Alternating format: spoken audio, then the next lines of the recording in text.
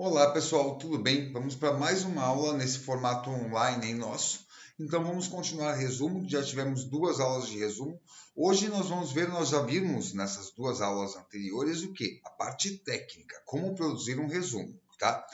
Só vocês voltarem lá, se vocês tiverem alguma dúvida, nós temos aí todas as explicações de como produzir um resumo, as características necessárias para a produção de um resumo.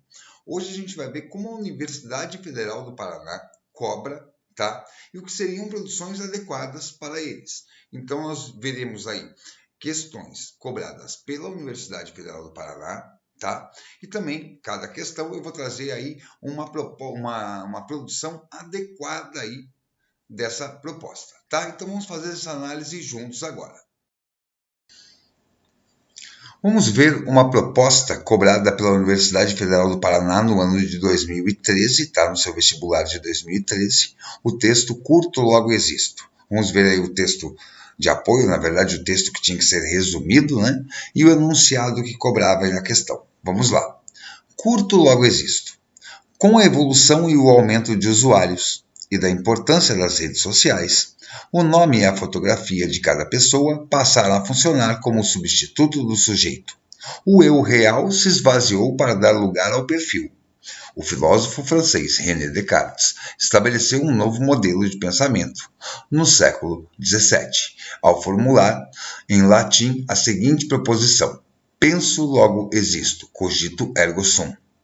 Era uma forma de demonstrar que aquele que existe raciocina e, por conseguinte, põe em xeque o mundo que o cerca. A dúvida científica substituía a certeza religiosa.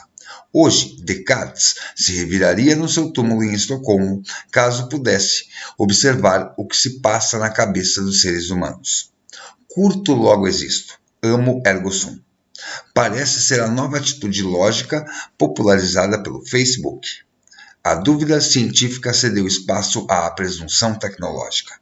Melhor ainda é a formulação da jornalista americana Nancy Jo Sales no livro Bling Ring, a gangue de Hollywood. A dúvida sobre a existência do ego deu lugar na cultura do ultraconsumismo e das celebridades a um outro tipo de pergunta. Se postei algo no Facebook e ninguém curtiu, eu existo? A resposta é: provavelmente não. Eu existo se meus tweets não são comentados nem retuitados? Claro que não. E se não são curtidos e retuitados? Tampouco. Ninguém existe nas redes sociais, senão como representações, que estão aí no lugar dos indivíduos. Não há uma transparência ou uma continuidade natural entre o que somos de fato e o que queremos ser nas redes sociais. Isso parece óbvio, mas não o é para muita gente. Agora as pessoas reais guardam uma alta concentração de nada nos cérebros, pois preferem jogar tudo o que pensam e sentem via suas representações nas redes sociais. Elas se tornam ocas para rechear de signos seus perfis. O verdadeiro eu migrou do mundo offline para o online. É óbvio que os signos na internet podem enganar, mentir e insidiosamente simular um alter ego digital. Os vigaristas e falsários pululam alegremente com suas máscaras nas redes sociais. Quando alguém me curte ou não curte, estou agindo com sinceridade na mensagem ou está agindo com sinceridade na mensagem ou quer agradar e parecer inteligente? Nesse sentido, se o eu do Facebook quiser se sentir mais vivo com o número de pessoas que o curtiram, estará caindo em uma armadilha, pois ele não é o que é, nem quem curte é o que parece ser. Mesmo quando a boa-fé existe, ela deixa de o ser porque nada se mantém estável no ambiente da curtição do Facebook. Texto de Luiz Antônio Guiron, publicado na revista Época, em 1º de agosto de 2013. Vamos ver então o enunciado. Escreva um resumo do texto acima, com 10 linhas no máximo. Em seu texto você deve apresentar o ponto de vista do autor e os argumentos que ela utiliza para justificá-lo. Escrever com suas próprias palavras, sem copiar enunciados do autor. Mencionar no corpo do resumo o autor e a fonte do texto. Então tá, vamos analisar esse enunciado, pessoal. Primeiro, ele pede para você escrever um texto com um máximo de 10 linhas. A federal quase sempre traz o número máximo e mínimo de linhas. Mas às vezes acontece como está aí, número máximo de linha só. Quando acontecer isso, sempre conta menos 2. Se é um número máximo de 10 linhas, faça um texto com no mínimo 8 linhas. Tá? Vamos lá. Em seu texto você deve apresentar o ponto de vista do autor. Isso daí é o tema, é a temática, é sobre o que ele está falando. E na primeira aula de resumo a gente conversou sobre isso. Na leitura integral do texto você já acha o tema, tá? E os argumentos que utiliza para justificá-lo. Tá? Aí os argumentos, quando na segunda leitura você vai fazer as anotações, você vai grifar as partes importantes, os argumentos que você acha que foram necessários em cada parte, em cada parágrafo, para o autor defender a sua ideia. Tá? Escrever com suas próprias palavras, sem copiar enunciados do autor. Isso estava na parte técnica no slide, eu falei com vocês. Fazer paráfrase. Nunca pegue uma frase do autor e coloque ela na íntegra, nem que seja entre aspas. Não pode, você tem que fazer paráfrase, como o enunciado está pedindo. E mencionar no corpo do resumo, dentro do resumo, tá? Não fora, assim, por parênteses, mas dentro do resumo, você vai ter que mencionar o quê?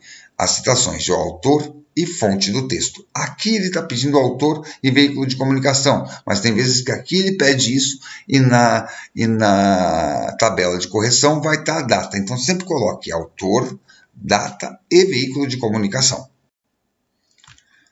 Agora vamos fazer a análise de uma produção adequada para essa proposta que a gente deu agora, tá?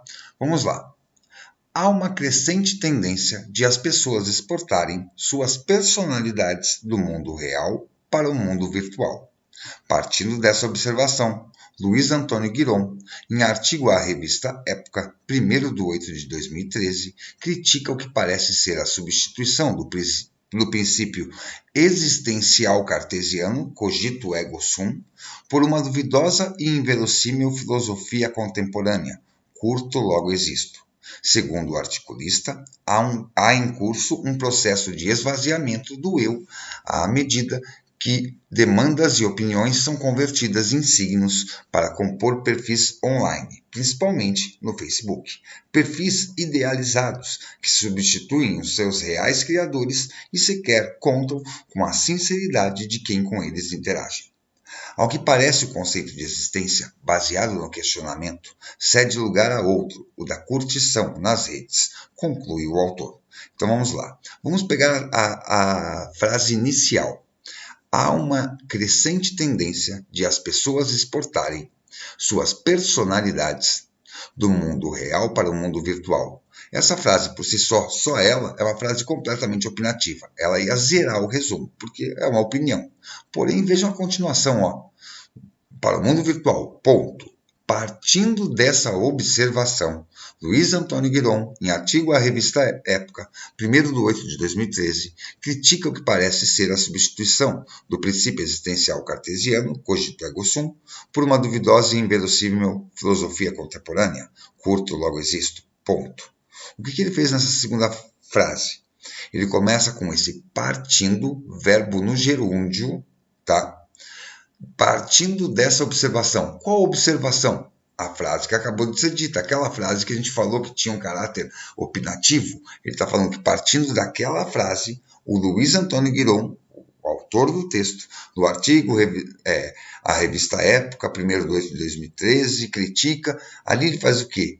Ele pega a primeira frase e liga ao autor, já citando data, veículo de comunicação e o tema central que a gente achou naquela primeira leitura. Então, aquilo que eu falei para vocês na primeira aula, coloquem veículo de comunicação, autor, veículo de comunicação, data e a temática no mesmo bloco, ele fez na segunda linha, ligando com a primeira frase. Então, aquela frase de caráter opinativo, ela perde o seu caráter opinativo e ela vira completamente base aí para quê? Para fortalecimento da crítica feita pelo autor, tá? Então, até aí, perfeito. Logo após, ele vai citar novamente o autor. Pode ver que em toda a frase tem que se citar o autor, e ele cita. Segundo o articulista, há em curso um processo de esvaziamento do eu à medida que demandas e opiniões são convertidas em signos para compor perfis online, principalmente no Facebook, e de perfis idealizados que substituem seus reais criadores e sequer contam com a sinceridade de quem com eles interage. Vocês devem estar se perguntando o que eu falei para não utilizar frases do autor, e aqui está sendo utilizado algumas palavras que o autor usou. Palavras é até bom que você utilize para você fazer ligação para o teu leitor com o texto base. Palavras é até bom que se use. Você não pode usar trechos, tá? Frases completas do autor. Então, em palavrinhas, para você poder marcar, né? Demarcar aí a referência ao autor do texto, não tem problema, tá? Então, tranquilo. Agora vamos para a última frase. Ao que parece, o conceito de existência baseada no questionamento cede lugar a outro, o da curtição nas redes, conclui o autor. Como eu falei para vocês nas aulas anteriores, você tem que apresentar a conclusão do autor e precisa especificar ela, tá? Colocar um verbo de conclusão. O autor concluiu, a ideia foi concluída, coisas assim. Aqui, quase sempre o pessoal faz como? Começa a frase, tá? Com essa especificação de conclusão, e aí dá a conclusão do autor. Vamos dizer, o autor concluiu o quê? Aqui ele fez uma inversão. Ele apresenta primeiro a conclusão do autor e depois ele especifica. Vejam ali, ó, ao que parece, o conceito de existência baseado no questionamento cede lugar a outro, o da curtição nas redes, conclui o autor. Então vejam lá, primeira frase, parecia opinativa, mas ela sendo ligada já com o autor, data, veículo de comunicação e a crítica feita por ele, beleza. Segunda frase, começando novamente com uma referência ao autor, segundo o articulista, aí ele mostra alguns argumentos do autor aí, tá? Até usando palavras-chave já usadas dentro do texto para poder caracterizar com a produção original. E por último, ele apresenta a conclusão do autor. E logo após, ele puxa aí, depois da conclusão do autor, né? Ele puxa a especificação do autor, né? Com a frase clássica, e conclui o autor. Temos aí uma proposta do ano de 2015, tá? Vamos lá para o texto de apoio, o texto que tem que ser resumido aí neste ano. Tá? Um texto mais complicado, bem mais difícil de interpretação. Vamos lá. Um inadiável acerto de contas com a Mãe Terra. A encíclica do Papa Francisco sobre o cuidado da casa comum, Laudato Si, está sendo vista como a encíclica verde, semelhantemente como quando dizemos economia verde. Eis aqui um grande equívoco. Ela não quer ser apenas verde, mas quer também propor a ecologia integral. Na verdade, o Papa deu um salto teórico da maior relevância ao ir além do ambientalismo verde e pensar a ecologia numa perspectiva holística que inclui o ambiental, o social, o político, o educacional, o cotidiano e o espiritual. Ele se coloca no coração do novo paradigma, segundo o qual cada ser possui valor intrínseco, mas está sempre em relação com tudo, formando uma imensa rede, como, aliás, o diz exemplarmente a Carta da Terra. Em outras palavras, trata-se de superar o paradigma da modernidade. Este coloca o ser humano fora da natureza e acima dela, como seu mestre e dono, Descartes. Imaginando que ela não possui nenhum outro sentido, senão quando posta a serviço do ser humano, que pode explorá-la a seu bel prazer, esse paradigma subjaz à tecnociência que tantos benefícios nos trouxe, mas que simultaneamente gestou a atual crise ecológica, pela sistemática pilhagem de seus bens naturais. E o fez com total voracidade que ultrapassou os principais limites intransponíveis à sobrecarga da Terra. Uma vez transpostos, colocam em risco as bases físico-químico-energéticas que sustentam a vida, clima, água, solos e biodiversidade, entre outros. É hora de se fazer um ajuste de contas com a Mãe Terra. Ou redefinimos uma nova relação mais cooperativa para com ela, e assim garantimos a nossa sobrevivência, ou conheceremos um colapso planetário. O Papa inteligentemente se deu conta dessa possibilidade, daí que sua encíclica se dirige a toda a humanidade e não apenas aos cristãos. tem como propósito fundamental cobrar um novo estilo de vida e uma verdadeira conversão ecológica. Esta implica um novo modo de produção e de consumo, respeitando os ritmos e os limites da natureza, também em consideração das futuras gerações, às quais igualmente pertence a Terra. Isso está implícito no novo paradigma ecológico. Como temos a ver com um problema global que afeta indistintamente a todos, todos são convocados a dar a sua contribuição. Cada país, cada instituição, cada saber, cada pessoa e, no caso, cada religião, assevera claramente o que devemos buscar no nosso rico patrimônio espiritual, as motivações que alimentam a paixão pelo cuidado da criação. Carta do Papa Francisco, de 6/8/2015. Observa-se a expressão paixão pelo cuidado da criação. Não se trata de uma reflexão ou algum empenho meramente racional, mas de algo mais radical, uma paixão. Invoca-se aqui a razão sensível e emocional. É ela e não simplesmente a razão que nos fará tomar decisões, nos impulsionará a agir com paixão e de modo inovador, consoante a urgência da atual crise ecológica mundial. O Papa tem consciência de que o cristianismo e a Igreja não está isento de culpa por termos chegado a essa situação dramática. Durante séculos pregou-se um Deus sem o mundo, o que propiciou o surgimento de um mundo sem Deus. Não entrava em nenhuma catequese o mandato divino, claramente assinalado no 2º capítulo do Gênesis, de cultivar e cuidar o jardim do Éden. Pelo contrário, o conhecido historiador norte-americano Lynn White Jr., ainda em 1967, acusou o judeu-cristianismo, com sua doutrina do domínio do ser humano sobre a criação, como fator principal da crise ecológica.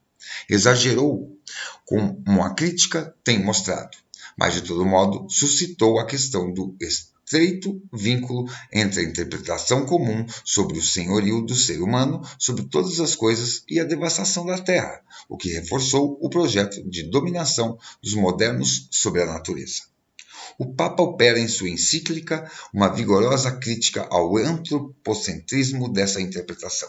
Entretanto, na carta de instauração do dia de oração, com humildade suplica a Deus misericórdia pelos pecados cometidos contra o mundo em que vivemos.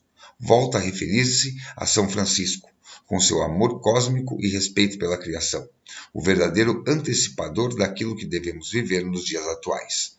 Temos aí um texto do Leonardo Boff, tá? Publicado no site jb.com.br em 2015, em 14 de setembro de 2015. Tá? Vamos analisar agora o enunciado da questão, o que eles pediam, o que a UFPR pediu do candidato aí. Elabore um resumo desse texto de 9 a 12 linhas, podem ver que esse já tem número mínimo e máximo, respeitando as características do gênero textual, essas características que vocês encontram nas 2 aulas anteriores, lá nos slides, tá? Apresente a tese do autor e os argumentos que ele utiliza para justificá-la. Já falamos, a tese você vai achar na leitura geral, tá? E os argumentos vai ser na hora de você fazer a marcação em cada parágrafo, pegando onde o autor aí defende a sua ideia. E escreva com suas próprias palavras, fazer paráfrase, sem copiar trechos do texto.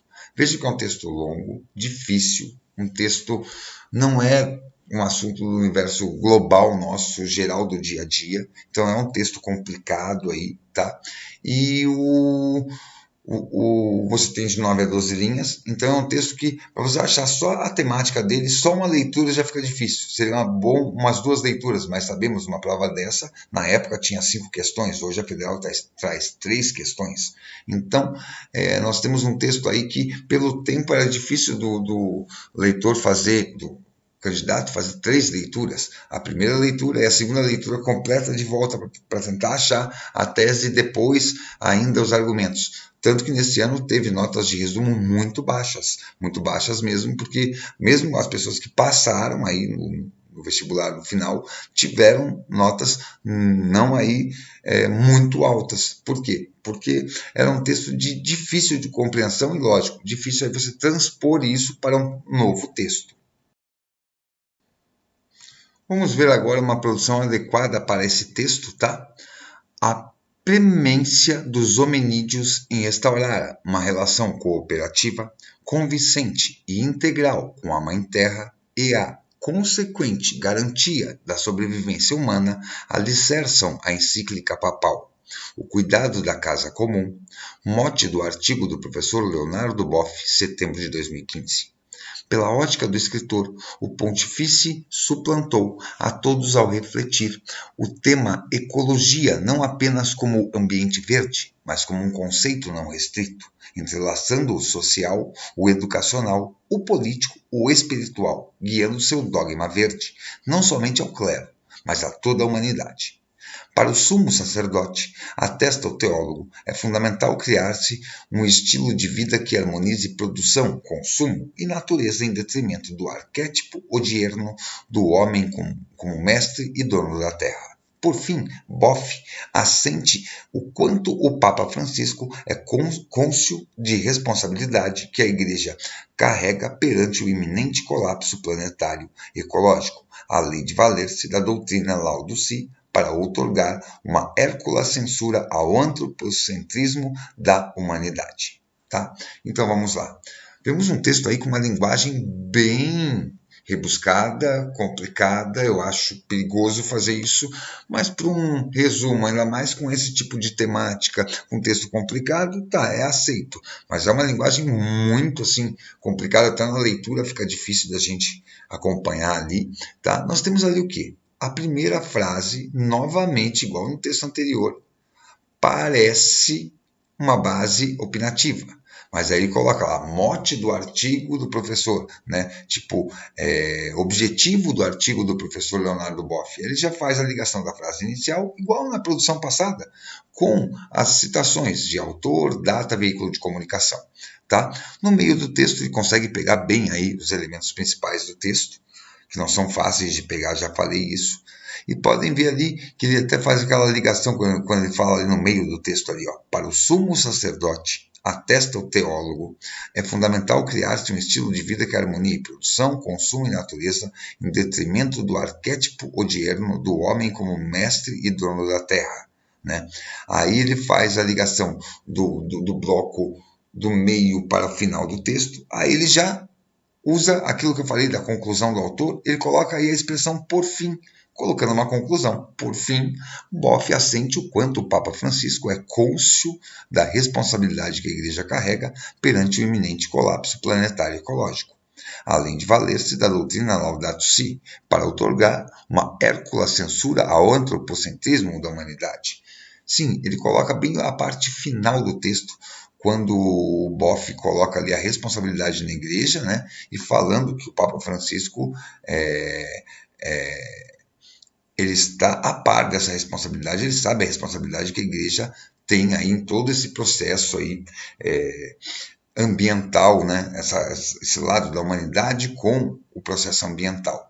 Então nós temos um texto difícil de ser resumido, mas que esse candidato, lógico, com uma linguagem muito rebuscada, eu não gosto muito, mas ele conseguiu fazer, ele conseguiu achar os principais pontos, os principais, como eu posso dizer, os principais argumentos que o autor utilizou para defender sua tese.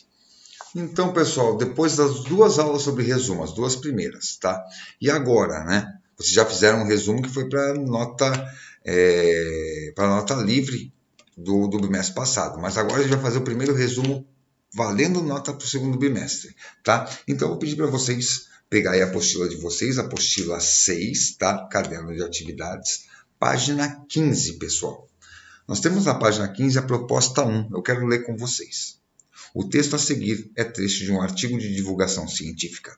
Faça uma síntese, que é um resumo, do texto em até 10 linhas, lembre, mínimo de 8. Mantendo as ideias principais, sem copiá-las. Imagine que seu texto será lido por alunos do ensino médio. Tranquilo? Vamos lá.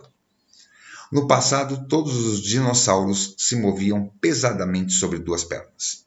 Mas, de vez em quando, alguns passaram a descansar ou correr sobre todas as quatro patas para maior estabilidade e, com o tempo, evoluíram para animais quadrúpedes. Nessa transição, os membros dianteiros eram mais curtos que os posteriores. Isso levantava a pergunta sobre como os seres intermediários equilibraram ou nivelaram sua postura inclinada, resultante desses apêndices curtos e atarracados. Eles caminhavam nas pontas de seus dedos ou sobre suas palmas? Novas pesquisas surgem essa segunda possibilidade. Dinossauros são intimamente relacionados a antepassados de aligatores ou jacaré, alligators, ou jacaré, e, portanto, compartilham muitas características estruturais com eles. Por essa razão, o biólogo Joel Woodson e a geóloga Kelda Ruston compararam a mecânica dos membros anteriores de jacarés com fósseis de Postosuchus, um parente de dinossauros primitivos e ancestral de alligators e crocodilos, para descobrir mais sobre mobilidade de articulações. O casal Hudson mediu o movimento de cada junta ou articulação em espécimes de alligators em diversos estados, intactas, sem placas córneas, músculos, tendões, ligamentos dos espécimes equivalia a dos fósseis. Eles também notaram que quando havia cartilagem, os dedos dos jacarés se hiperestendiam facilmente para trás, sugerindo que o Postosuchus também teria sido capaz de hiperextensão. Assim, os dinos que fizeram a transição do bipedialismo talvez também caminhassem desse jeito, apoiando-se em palmas com dedos hiperestendidos. O estudo foi publicado em março no Journal of Zoology. Texto de Sarah Lewin. O nome do texto é Tropeço Triássico, tá? E ele foi divulgado na revista Scientific American Brasil em julho de 2015. Essas informações aqui de baixo que eu acabei de ler, essas têm que estar no seu texto, são as citações, junto com a temática central que você vai pegar na sua leitura, e aí depois você vai fazer anotações, tá? Em cada parágrafo para pegar os argumentos utilizados pelo autor e vai colocar isso em ordem na mesma progressão que o autor colocou, e não esqueça de colocar a conclusão do autor. O autor concluiu, dado a conclusão, por fim, tá? Pessoal, na continuação tem ali o planejamento da questão. É legal vocês fazerem em casa. Tem ali a questão 1, 2, que é muito bacana. Se você fizer aquilo ali, você já consegue ligar todo o texto, tá? Questão 1 e 2 eu acho que vocês devem fazer antes de produzir o texto. Esse texto entregue para mim no final do mês que vem aí, tá? Por favor, não esqueça agora de fazer assim. Todas as redações de vocês, peguem uma folha separada, escreva a redação e coloque a data proposta, vamos dizer 1 aqui, página tal, mas principalmente a data, 27/5/2020, que é a data da aula de hoje, tá? Coloque a data para a gente organizar depois melhor lá na hora da correção de vocês. Beleza? Pessoal, então fica aí essa proposta. Fica mais uma aula de resumo. Semana que vem voltamos em resumo mais uma vez. Beleza? Valeu, pessoal. Abraço. Tchau.